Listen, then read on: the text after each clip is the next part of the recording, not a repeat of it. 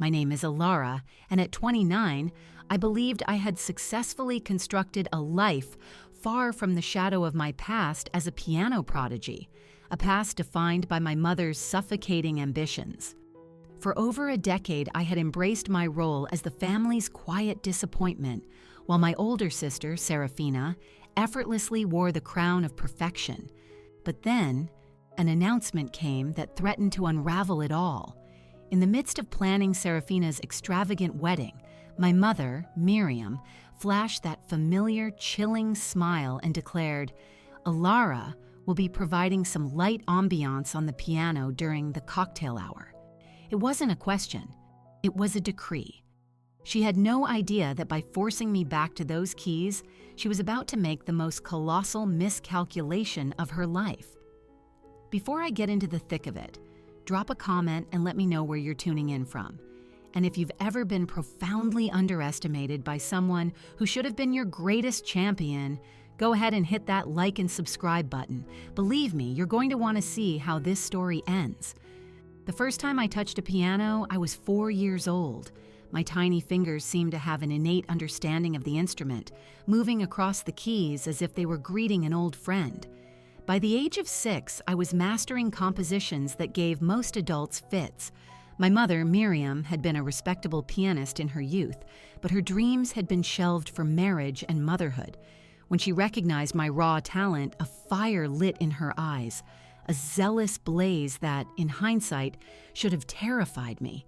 "This one has the gift," she'd proclaim to anyone who would listen, at church, at parent-teacher conferences, at every family gathering. "Alara is going to be the world-class concert pianist this family was always meant to produce." My childhood was not one of playgrounds and cartoons. It was a regimen of 5 hours of piano practice every single day, including weekends and holidays. While other children chased balls and scraped their knees, I was glued to the piano bench, my mother a constant presence behind me, armed with a stopwatch and a thin wooden ruler she'd use to sharply tap my wrists if my form faltered. My sister, Serafina, was 3 years my senior. She was as unremarkable at music as she was brilliant at everything else. Serafina was the golden child, a vision of beauty and charm who sailed through school with perfect grades and flawless social skills. She was the captain of the volleyball team, the student body president, the girl who dated the star quarterback. She was a master at following the rules and exceeding every expectation. I, on the other hand, had only the piano. "Why can't you be more like your sister?" became the constant, painful chorus of my youth. Serafina knows how to carry herself. Serafina doesn't need to be told to smile. My father, Henry, was a ghost in these family dramas. As a high-powered corporate lawyer who traveled constantly, he seemed content to let my mother manage the home front. On the rare occasions he witnessed her draconian teaching methods, he just frowned slightly before disappearing into his study, muttering a faint, "Listen to your mother, Alara." The breaking point arrived when I was 17. I had made it to the finals of the National Youth Pianist Championship, an event my mother had been grooming me for since I was 10. The months leading up to it were hell. 6 hours of practice a day, a strictly controlled diet, and absolutely no social contact that might prove a distraction. "This is your moment," my mother had said, her voice tight with anticipation. "This is the culmination of all our sacrifices." The sheer weight of that hour was a physical burden. It wasn't my dream. It was a shared sentence I was serving. As I walked onto the vast stage, the heat of the lights felt suffocating. I saw the panel of judges, their faces grim and impassive, and then my mother in the front row, her expression a terrifying blend of desperate hunger and command. Something inside me fractured. My fingers, usually so confident, trembled over the keys. When I launched into Liszt's La Campanella, the notes faltered. Passages that had been effortless in practice now felt like a foreign language. I stumbled, lost my place, and about halfway through, I just stopped. I stared down at my hands, horrified, as if they belonged to a stranger. The silence in that grand auditorium was an ocean, and I was drowning in it. I looked up and saw my mother's face, a mask of pure, unadulterated fury and public humiliation. Without another note, I stood, gave a robotic bow, and walked off the stage. The car ride home was a tomb of silence. When we finally pulled into the driveway, she turned to me, her voice like ice. "I have wasted 17 years of my life on you." That night, I made a vow. I would get through high school, study something practical in college, and I would never, ever touch those 88 keys again. Music had become a synonym for failure, a source of pain and humiliation, and for the most part, I kept that vow. I went to a state university, majored in accounting, and landed a stable, respectable job at a firm downtown. I lived a 30-minute drive from my parents, but kept my visits brief and infrequent. During those visits, my mother would pointedly ignore my career accomplishments, choosing instead to make cutting remarks about wasted potential and throwing away God-given gifts. Serafina, of course, had continued her flawless ascent. After graduating from an Ivy League university, she got a high-powered job at a top marketing agency, where she met Julian, the son of the company's founder. Julian was the picture of old money with a web of connections across high society. He proposed with a diamond so large it seemed to bend light. My mother was practically delirious with joy. "Can you believe it?" she gushed to everyone. "Serafina is going to be a Sinclair. They'll live in that gorgeous enclave on Crestview Drive." The engagement sent my mother into a whirlwind of obsessive planning. This wedding was to be the social event of the year, with more than 300 guests, including judges, politicians, and some minor European noble she'd discovered was a distant cousin of Julian's family. I was a spectator to it all, watching as wedding talk consumed every family dinner.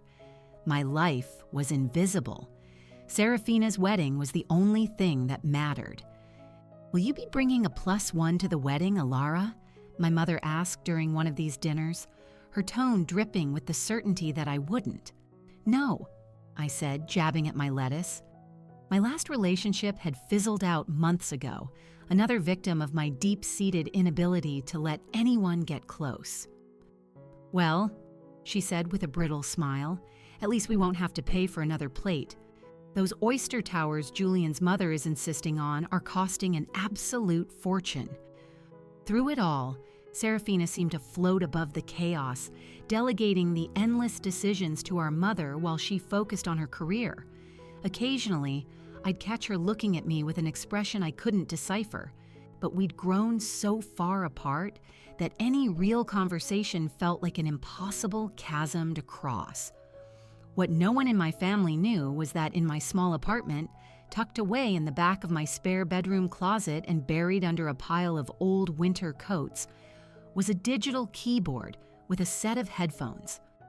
On the really hard days, when the quiet pressure of my self-imposed ordinary life became too much, I would pull it out and play in total secrecy. The music was a private act of defiance, a quiet reminder of the person I might have been in another life, with different choices, with a different mother. But I never played for an audience. That music was mine, and mine alone. It was a secret self, hidden from a world that, through my mother's eyes, had deemed me unworthy. 3 months before the wedding, my mother orchestrated a formal family dinner to finalize key details. The dining room was a sea of floral arrangements in Serafina's wedding colors, and our names were written on place cards in elegant calligraphy. My mother had prepared a 5-course meal she casually referred to as just a simple family supper.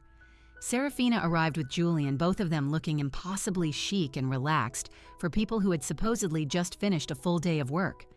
Julian's inherited wealth was palpable in his easy confidence and the smooth way he complimented my mother's cooking, like someone accustomed to Michelin-starred dining.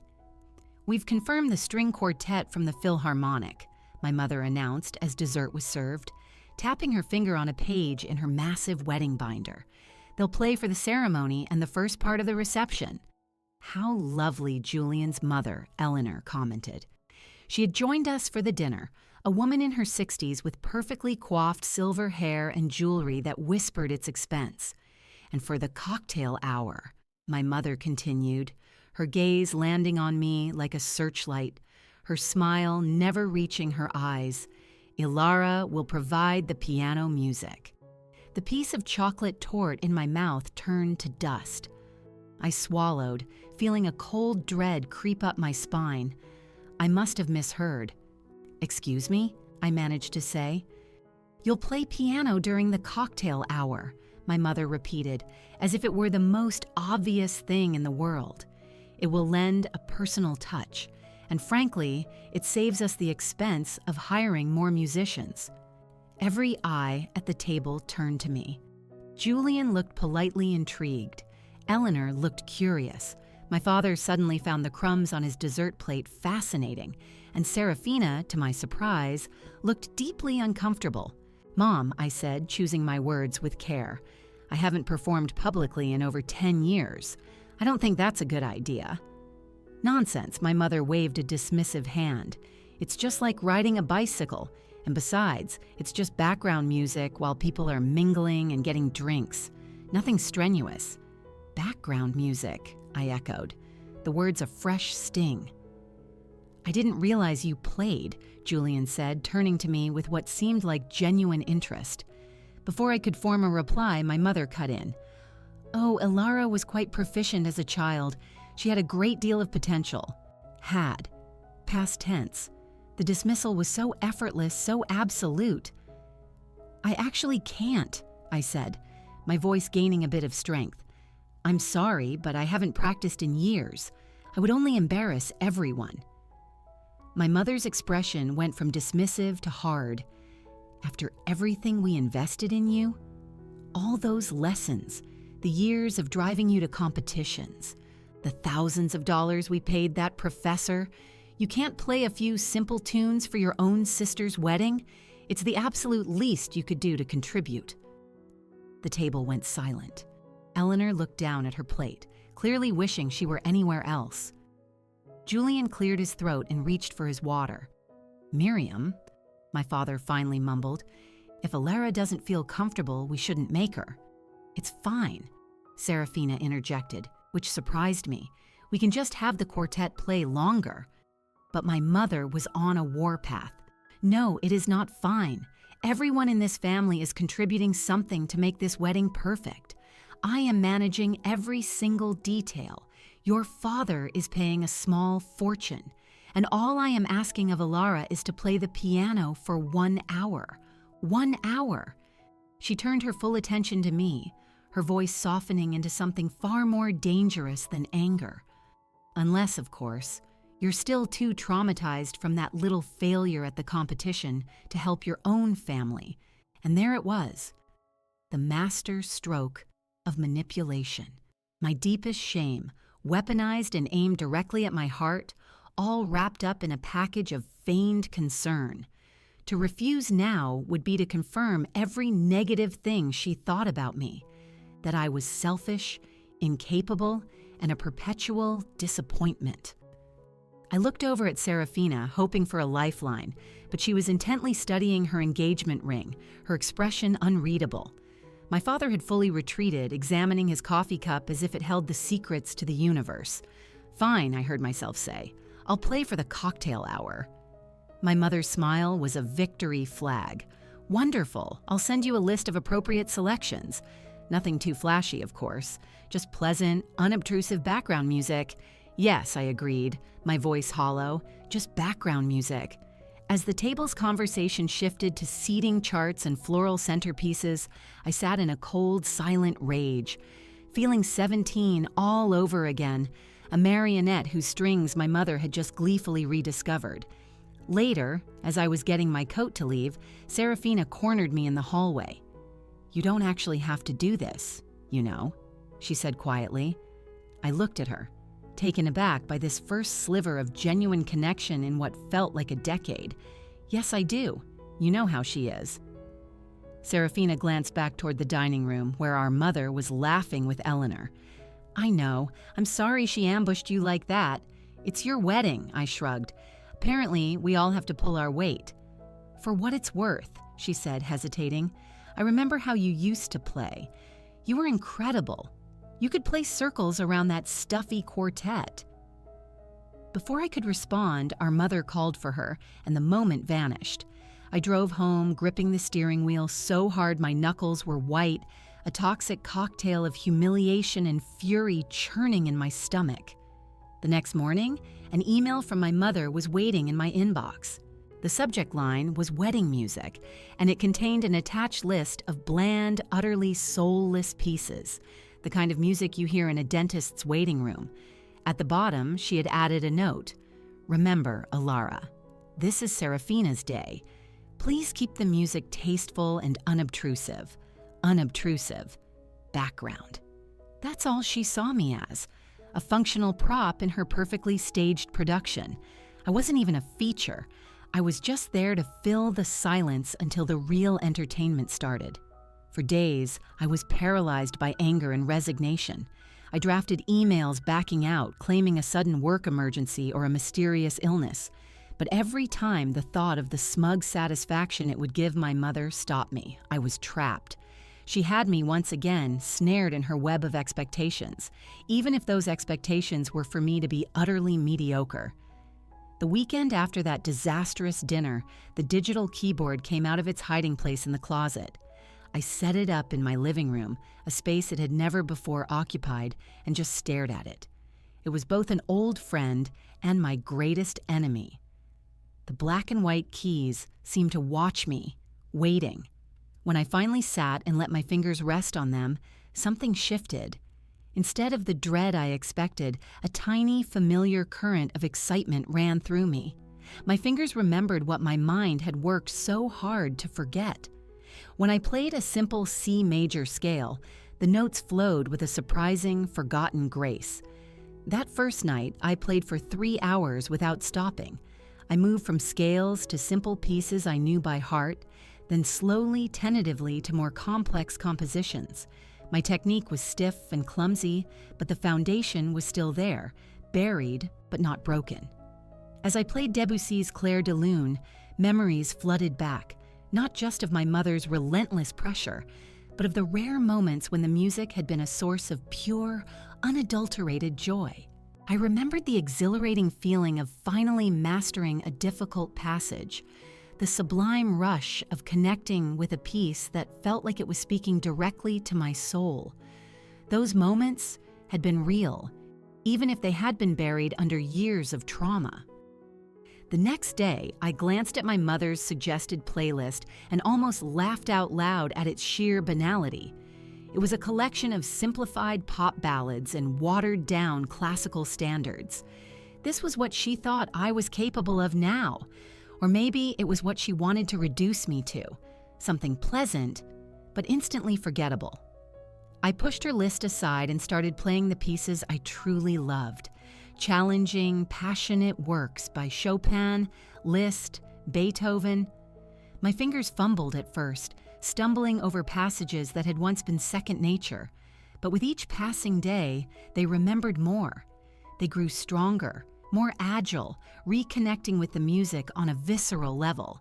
During one practice session, a thought so audacious struck me that it made me stop playing mid-phrase. What if I didn't play her music? What if I didn't play any of this? What if I played something she had never heard before? Something that would show everyone what I could really do. The idea was equal parts, terrifying and intoxicating. I pictured the stunned faces of the wedding guests, expecting elevator music and getting a full-blown performance. I pictured my mother's carefully constructed composure cracking. I pictured Serafina, who had once, in a rare moment of honesty, called my playing incredible. But what would I play? The classical repertoire felt like someone else's story. I needed something that was mine, something that held the weight of my own journey. That night, for the first time since I was a teenager, I started to compose. It began with a simple, haunting melody that had been circling in my head for years. I built on it, weaving in harmonies and counterpoints, creating emotional shifts that mirrored my long, complicated path away from, and now back to, the piano. The piece took on a life of its own over the next few weeks. I'd come home from my accounting job, shed my corporate skin, and sit at the piano until the early hours of the morning, working through passages, refining transitions, and building towards a climax that was both a howl of pain and a hymn of liberation. During this time, my mother would send occasional texts asking how my preparation was going. I'd reply with vague assurances, never hinting at my mutiny. Her satisfaction with my apparent compliance only fueled my resolve. 2 weeks before the wedding, I called my old friend Chloe, the only person who had ever truly understood the toxic dynamic between me, my mother, and the music. "I can't believe you're actually playing at Serafina's wedding," Chloe said after I told her. "Your mother has some nerve." "I know," I sighed, "but I think I'm going to flip the script on her." I laid out my plan: to perform my own original composition instead of the bland muzak my mother had prescribed.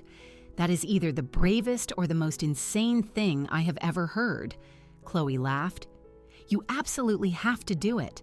This isn't just about sticking it to your mother, Alara. It's about taking back something that was stolen from you. What if I fail?" The old fear resurfaced, cold and sharp. What if I freeze up again, like at the competition? "You're not 17 anymore," Chloe said gently. "You're not playing for a panel of judges or for your mother's approval. You're playing for yourself. You're telling your own story. That changes everything." Her words were the final push I needed. I went back to the piano with a renewed sense of purpose. This performance wouldn't be about technical perfection. It would be about emotional truth. It would be about transmuting years of suppressed anger and pain into something beautiful. As the wedding day neared, the old nightmares returned. In one, I was at the piano, but my fingers were encased in ice. In another, the keys dissolved into smoke as I tried to play. I'd wake up gasping for air, my heart pounding with doubt. But every morning, I'd force myself back to the bench. The composition evolved with me, becoming more complex, more honest. It started with hesitant, simple notes, evoking a child's discovery. It moved through turbulent, crashing passages of conflict and pressure. It fractured into broken, discordant sections that mirrored my breakdown and the abandonment of my gift. But it didn't end in ruin. It slowly, painstakingly rebuilt itself from those fragments into something stronger, something that integrated the classical discipline of my youth with the hard-won emotional maturity of my adult life. 3 days before the wedding, I played the entire piece from start to finish without stopping. When the final resonant chord faded into the silence of my apartment, I realized tears were streaming down my face. The composition had become more than an act of rebellion. It was a conversation with my past self, an acknowledgement of both the damage inflicted and the strength forged in its wake. That night, I got one last email from my mother with logistical details. "Cocktail hour is 5 to 6 p.m. on the glass terrace," she wrote. "The piano is in the east corner. Please dress appropriately and be on time. The real entertainment begins at 6:30 with the dinner and band." The real entertainment. Her words no longer wounded me. I had found something in these weeks of secret practice that she could never touch, never diminish. I had reconnected with my music on my own terms. The night before the wedding, I practiced one last time. I carefully printed the sheet music for my composition, though I knew every single note by heart. I titled it simply Resonance. As I packed my sheet music and laid out my dress, a strange sense of peace washed over me, displacing the anxiety that had been my constant companion. Whatever happened tomorrow, I would be playing as my most authentic self for the first time in over a decade. And that, in itself, was a victory no one could ever take away from me. I arrived at the Silverwood Estate, the hyper-exclusive venue my mother had chosen for Serafina's wedding, a full 3 hours before the ceremony was set to begin. The place was a sprawling wonderland of manicured lawns, a historic manor house, and a sleek, modern glass terrace overlooking a shimmering lake where the reception would be held. Even at this early hour, the grounds were humming with activity, florists, caterers, and event staff moving with precision to execute my mother's ironclad vision. Following her emailed instructions, I made my way to the bridal suite to check in before finding the piano. I took a deep breath and knocked. My mother opened the door, already flawlessly assembled in her mother of the bride gown, a champagne-colored creation that likely cost more than my monthly rent. Her hair and makeup were so perfect she looked less like a person and more like a statue dedicated to the concept of elegance. Finally, she said, "Instead of hello, you were supposed to be here 20 minutes ago." The email said 9:30, I replied, glancing at my watch. "It's 9:25. She waved my defense away. "Never mind. You need to see where you're playing. The wedding planner has been absolutely useless about the sound setup." Inside the suite, Serafina was in a chair in front of a large mirror while a stylist put the finishing touches on her hair. Our eyes met in the reflection, and she offered a small, genuine smile. "Hey," she said, "you made it." "Wouldn't miss it for the world," I replied, and was surprised to find I meant it. Despite it all, she was my sister. "Serafina, darling, don't move your head," the stylist chided gently. "Sorry," my sister murmured, turning her gaze back to her reflection. My mother grabbed her binder. "Come on, Alara, let's get you situated." She led me through the bustling venue to the glass terrace. It was a breathtaking space with floor-to-ceiling windows that provided a panoramic view of the lake. Staff were busy arranging tall tables and setting up bars. "There," my mother said, pointing to a far corner of the vast room. The piano was partially obscured by a massive floral display. It was tucked away like a shameful secret. I stared at the beautiful baby grand, its placement a clear statement. "You are an afterthought? Can we move it?" I asked. "It's pretty buried back there." My mother's face tightened. "It's perfect. The music should enhance the atmosphere, not dominate it. You're providing ambiance, Alara, not performing a recital." Just then, a frantic staff member rushed over. "Mrs. Sinclair, the florist has a question about the ceremony arch. I'll be right there," my mother snapped, then turned back to me. "Get yourself acquainted with the instrument. And remember, nothing flashy." As she swept away, I approached the piano and lifted the fallboard.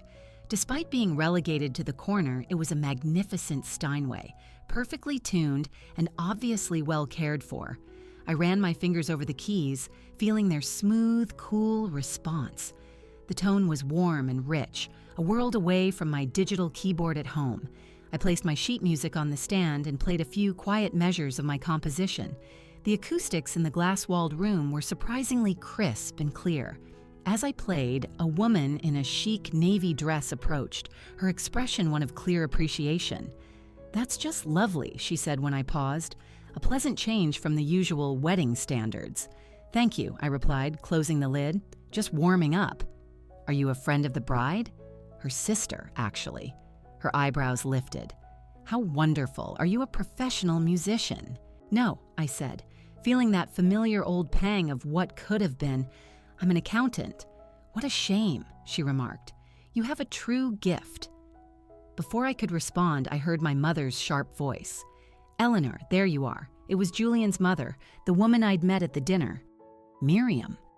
Eleanor nodded coolly. "Your arrangements are exquisite." "Thank you," my mother preened. "Only the best for Serafina and Julian." She glanced at me. "I see you've met Alara." "Yes, I was just complimenting her playing. You failed to mention she was this talented." My mother's smile became a thin, hard line.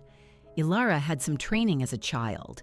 She's just providing a bit of light music for the cocktail hour." "Light music," Eleanor repeated, her eyes twinkling with a new interest as she looked at me.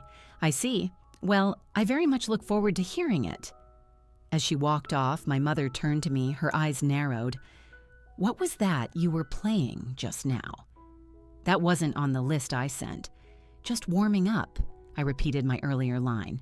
She studied me, a flicker of suspicion in her eyes, but another crisis with the seating chart demanded her attention before she could interrogate me further. Left alone, I wandered the grounds and found myself near the ceremony space where the string quartet was rehearsing. They were incredible, their music precise and emotionally detached. The first violinist spotted me during a break. "You must be the sister," she said. "The pianist?" I nodded, surprised. "Your mother mentioned you," she explained. "Said you'd be playing some easy listening pieces during the cocktails. Easy listening." The condescension stung, even secondhand. "That's right," I said, not bothering to correct her. "Well, good luck," she said. "The hour is all yours after we finish the recessional." I thanked her and continued my walk, eventually ending up back near the bridal suite. The door was slightly ajar, and I heard Serafina's voice, laced with a vulnerability I'd rarely heard. "I just wish Dad had pushed back more on the guest list," she was saying. "Half of these people are Mom's business contacts, not our friends." I paused, not wanting to intrude but drawn in by this crack in my sister's perfect veneer. "Sweetheart, you know your mother," came my father's tired voice. "She sees this wedding as a reflection of her own success, but it's supposed to be about Julian and me." Serafina sighed. "Sometimes I feel like she's been planning this day since I was 5, and I'm just the mannequin she gets to dress up." The parallel to my experience with the piano was so stark it took my breath away. Had Serafina also been living out a script written by our mother? The thought that we shared this burden had never once occurred to me. I knocked softly on the doorframe. "Can I come in?" Serafina looked up, a little flustered. "Ilara, yes, of course." My father stood awkwardly by the window, clearly eager to escape the emotional territory I'd walked in on. "I should go check on the valet situation," he mumbled, giving my shoulder a quick squeeze as he scurried out. Alone with my sister, I felt a strange sense of camaraderie. "You look beautiful," I said, and it was the honest truth. Her dress was simple and elegant, and she looked like herself, not a prop. "Thanks," she smiled. "Are you all set for later?" I nodded. "The piano's amazing, even if it is hidden behind a potted ficus." Serafina rolled her eyes.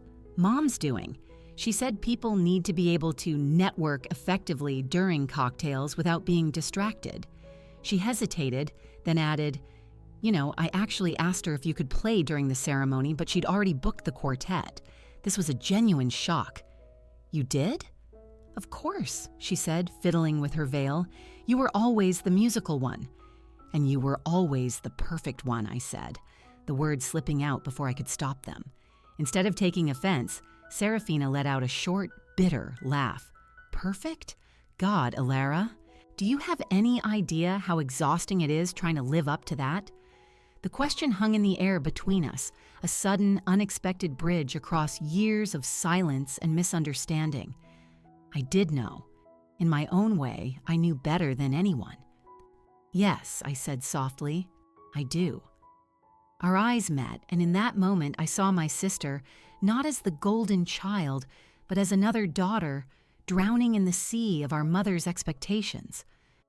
The moment was broken by the wedding coordinator. 15 minutes, Miss Sinclair. I should go," I said, suddenly reluctant to break this new connection.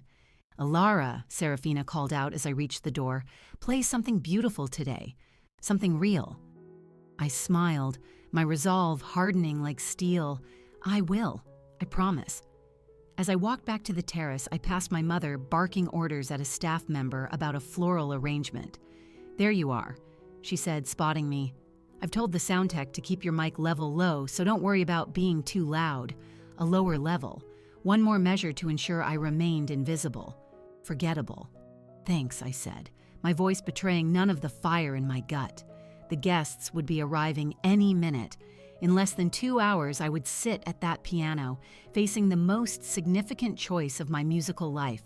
As I watched my mother micromanage her perfect day into existence, a calm certainty settled over me. I knew exactly what I had to do. The ceremony was flawless, a perfectly executed theatrical production courtesy of my mother. Serafina was a vision walking down the aisle, and I felt a genuine lump in my throat as she and Julian exchanged their vows. The string quartet played their beautiful, predictable music, and as the guests began migrating from the garden to the glass terrace for the cocktail hour, I slipped over to the piano in its lonely corner.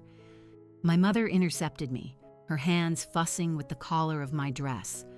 "Remember," she whispered, her voice sharp, nothing complicated. "People are talking, making connections. Just provide a pleasant atmosphere." "I understand," I replied, my outward calm a perfect mask for the storm brewing inside me. She gave me one last suspicious look before sweeping away to greet her important guests. I watched her go, a queen in her court, glowing with the satisfaction of a perfectly orchestrated event.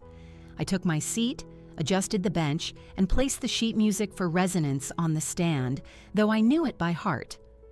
The cocktail hour began, a rising tide of chatter and clinking glasses. Waiters circulated with trays of champagne, and the guests mingled, paying no attention whatsoever to the piano in the corner. It was exactly as my mother had planned. I started by playing a gentle Chopin nocturne, something familiar and soothing that wouldn't cause a ripple in the carefully curated ambiance. For 15 minutes, I played standard, unobtrusive pieces. I was, as intended, just background music. And then I transitioned seamlessly into the opening bars of my own composition. The beginning was deliberately subtle, quiet notes falling like raindrops, hesitant and searching.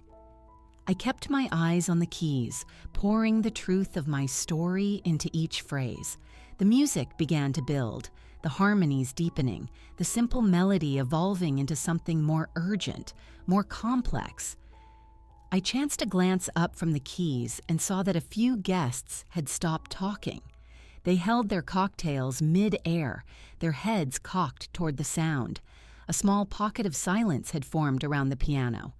Encouraged, I leaned into the music, the volume swelling naturally with the piece's rising intensity.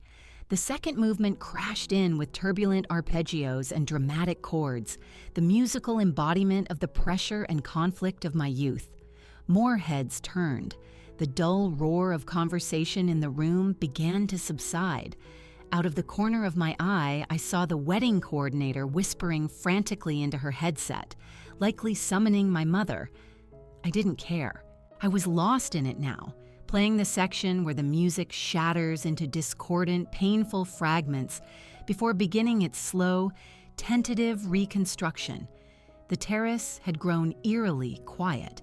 I risked another look up and was shocked to see that a large crowd had gathered, their drinks forgotten, their eyes fixed on me. Among them was Eleanor, Julian's mother, her face a mask of rapt admiration. Then I saw my mother pushing her way through the edge of the crowd, her expression a kaleidoscope of confusion, annoyance, and dawning alarm. Our eyes met for a split second before I plunged back into the music, building now toward its emotional climax. This was the heart of it all. This was where the pain became power, where the broken pieces were forged into something new. My fingers flew across the keys, pulling a sound from that Steinway that filled the entire space, a wave of pure, raw emotion that washed over the silent crowd. I was vaguely aware of tears on my own cheeks, but didn't wipe them away. The music was saying everything I never could, about loss and rediscovery, about reclaiming a passion that had been turned into a weapon against me.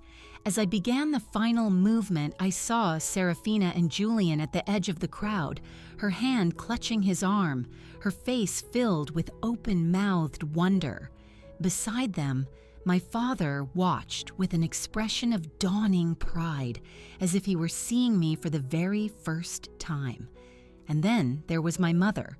Her face was pale, her carefully constructed control shattering as she realized what was happening. Her background music had just hijacked her entire event. The final section of resonance wasn't a simple return to the beginning. It was an evolution. The childlike melody was still there, but now it was infused with the wisdom of experience, both beautiful and brutal. The notes rang out, clear and defiant, asking for nothing, but offering everything. When I played the final resonant chord, letting it hang in the air before fading into silence, the terrace was completely still for one long, breathless moment. Then the applause erupted. It started with one person and then spread like a wildfire, a thunderous, spontaneous roar that filled the entire space. I stood up, my legs shaky, completely overwhelmed. Strangers were approaching me, congratulating me, asking about the stunning piece I'd just played. Someone pressed a business card into my hand. Through the crowd, I saw my mother standing stiffly by the bar, a pained, false smile plastered on her face as a guest gushed to her, gesturing enthusiastically in my direction. Serafina broke through the circle of people and threw her arms around me, a gesture of affection so rare it felt foreign. "That was unbelievable," she whispered in my ear. "You completely stole the show." "I'm sorry," I said automatically. "I didn't mean to take the focus off your day." She pulled back, a wide, genuine grin on her face. "Are you kidding me? That was the most real thing that has happened in this entire wedding circus." She squeezed my hands.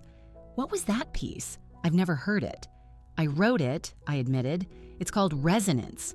Her eyes went wide. "You composed that, Alara? That's incredible." Before I could respond, Julian joined us with his mother, Eleanor, in tow. "That was simply extraordinary," Eleanor said. Her earlier polite interest now transformed into genuine awe. "Julian told me you were talented, but he did you a great disservice." "Thank you," I managed, still reeling. "Do you have a card?" she asked. "I chair the board for the City Arts Foundation, and we are always looking for new artists for our annual gala." As I tried to explain my accounting career, my mother finally approached, her public smile back in place, though her eyes were glacial. "Wasn't that lovely?" she said, her voice tight. "Such a surprise.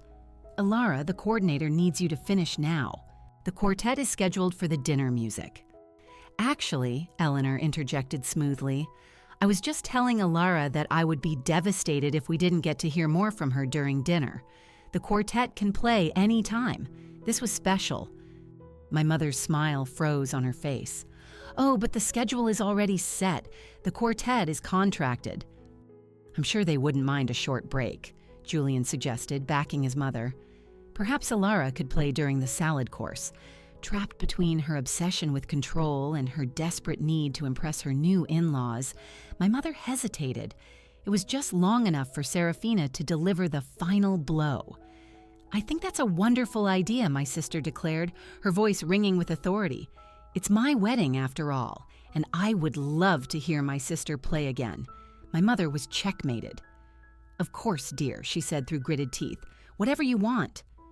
As the guests moved toward their tables, I found myself being ushered from the corner to a central spot near the head table. The string quartet, true professionals, graciously stepped aside. Through it all, I felt a sense of vindication that was deeper than just proving my mother wrong. I had found a part of myself I thought was gone forever. When I sat down to play again, it was with the confidence of someone who had finally found her voice. And as my music filled the hall, I saw my mother watching from the side, her expression a tangled mess of emotions.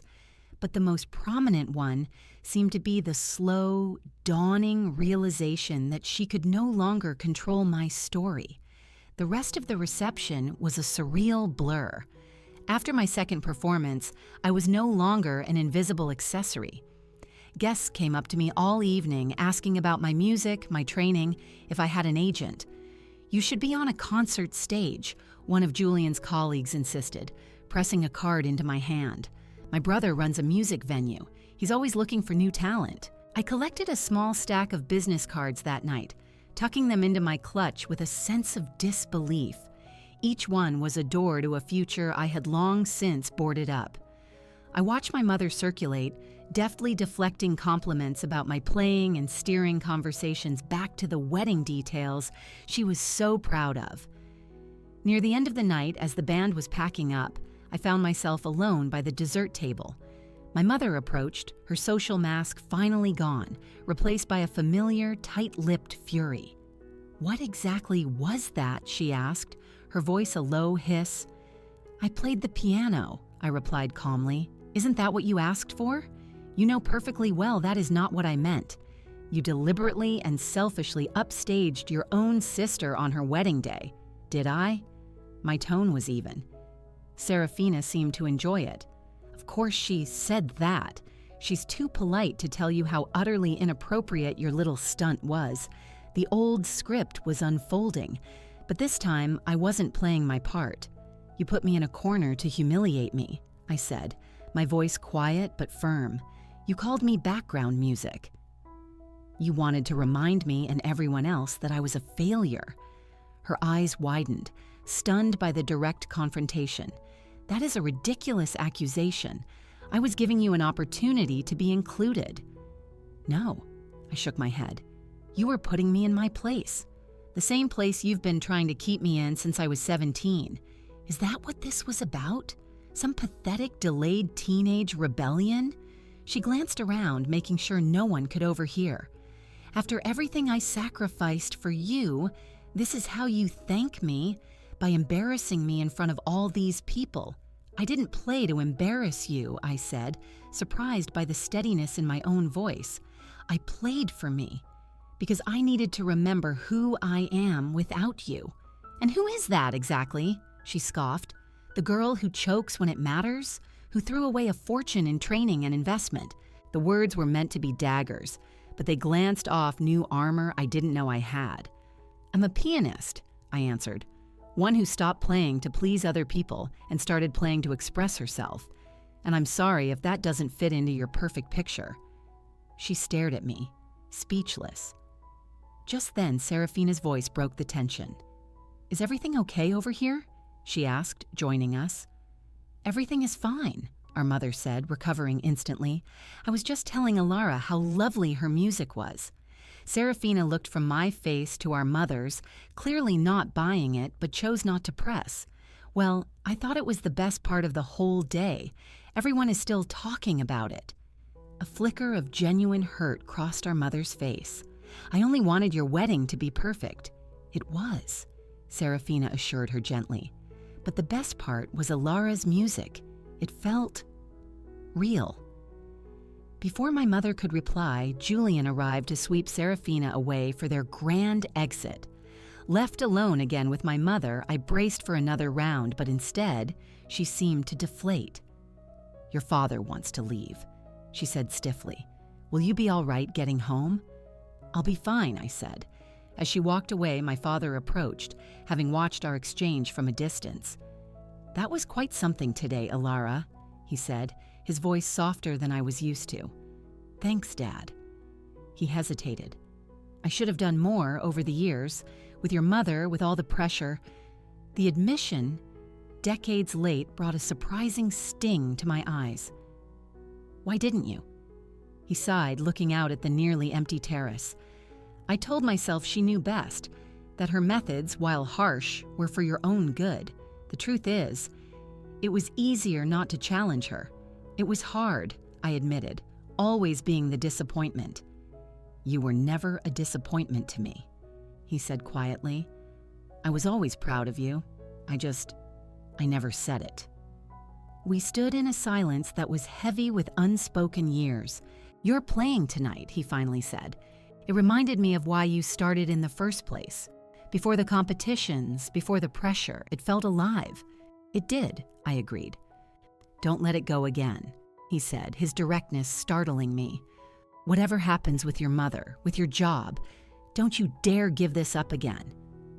Later, I found myself sitting alone at the now silent piano. The staff worked around me, but let me have my moment. I played a few quiet chords, feeling a profound sense of change. I didn't know what would happen next, but I knew music would be a part of it. As I finally stood to leave, one of the young catering staff approached me shyly. "My sister was working earlier," she said.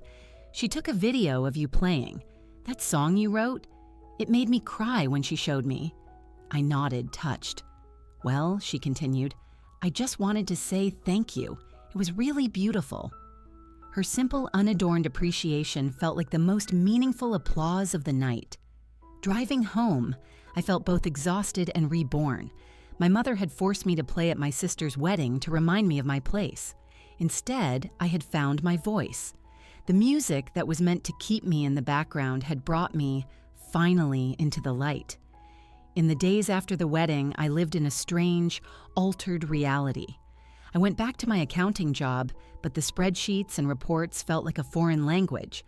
The only thing that felt real was the time at my piano each night, where I explored new musical ideas with a sense of freedom I'd never known. A week later, Serafina called from her honeymoon. "I'm still getting texts about your performance," she said. "Eleanor has basically become your agent." I laughed. "She's already emailed me about playing at the Arts Foundation Gala." "You should do it," Serafina said firmly. "You are being wasted in that office." That was the question, wasn't it? I started seeing a therapist, recognizing that to move forward, I had to untangle the knots that tied my music to my mother. "Your performance was an act of reclamation," my therapist said. "You took back your narrative." "It felt like breathing," I told her, after being underwater for a decade. 2 weeks after the wedding, I asked my mother to lunch. We met at a neutral cafe. When I arrived, she was already there, looking smaller, less imposing than I remembered. "That piece you played," she said after a long silence. "You called it resonance?" "Yes," I said. "It was impressive," she admitted. For her, this was a roaring compliment. "When you stopped playing all those years ago," she said, her voice surprisingly vulnerable, "it felt like you were rejecting me." "It wasn't about rejecting you," I said gently. "It was about surviving you. Your expectations were breaking me. I just wanted you to succeed where I couldn't," she whispered. "The joy was gone," I explained. "It was all about your approval. It wasn't mine anymore." "And now?" "Now," I said, a small smile forming, "it's mine again." The lunch was not a magical resolution, but it was a start. Over the next few months, I continued therapy. I accepted Eleanor's invitation and played at the Arts Foundation Gala. My mother came, and her applause for the first time felt sincere. I started teaching piano to other adults who, like me, were returning to music after a long absence. 6 months after the wedding, I resigned from my accounting firm to pursue music full-time. It was terrifying, but it was right. My relationship with my mother began to slowly, cautiously heal. The criticism was still there sometimes, but so was a new, fragile respect. One evening, she brought down a dusty box of my old childhood music books. "I was never as good as you," she admitted quietly after I finished practicing a difficult piece. "Not even close." Her admission didn't erase the past, but it made forgiveness feel possible. A year after Serafina's wedding, I released my first album of original compositions, with Resonance as the title track. At the album release concert, with my family in the audience, I played my heart out. The music flowed through me, a story of pain, healing, and rediscovery. In that moment, I understood that healing isn't about forgetting. It's about integrating the past into a new, stronger melody. My mother tried to use my talent to humiliate me, to keep me small, but instead she gave me the stage I needed to finally find my own voice. The journey is far from over, but the silence has been broken, replaced by music of my own creation, played not for perfection, but for the simple, profound joy of being heard. Have you ever had a moment where something intended to diminish you actually became the catalyst for your greatest strength? I'd love to read your stories in the comments below. If my journey of reclaiming a lost passion resonates with you, please hit like and subscribe for more stories of real-life transformation. Thank you for listening, and remember, it's never too late to return to whatever makes your soul sing. Share this with someone who needs to hear it. Until next time, keep playing your own music.